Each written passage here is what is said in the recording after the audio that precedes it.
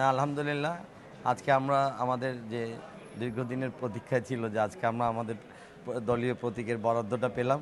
এজন্য মহান রাব্বুল আলামিনের দরবারে শুকরিয়া আদায় করছি এবং আগামীকাল থেকে আমাদের নির্বাচনী প্রচারণা অফিসিয়ালি শুরু হবে এবং আমরা সবাই বাংলাদেশ জাতীয়তাবাদী দল, বাঁশখালী উপজেলা এবং পৌরসভা বিএনপি এবং অঙ্গ সংগঠন সকলকে নিয়ে আগামীকাল থেকে আমরা সকলেই মাঠে ময়দানে নেমে পড়ব, তৃণমূলের কাছে পৌঁছাবো, সাধারণ জনগণের কাছে দুয়ারে দুয়ারে যাব, ধানের শীষের ভোটের জন্য ভোট চাইব।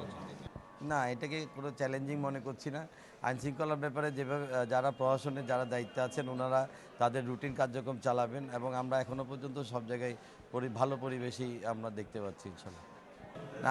আমার ভোটার যারা রয়েছে বাঁশখালী তাদের প্রতি প্রথম আমার ক্লিয়ার মেসেজ হলো আমি সবসময় দিন রাত তাদের পাশে থাকতে চাই, তাদের সব সুখে দুঃখে আমি তাদের পাশে থাকতে চাই।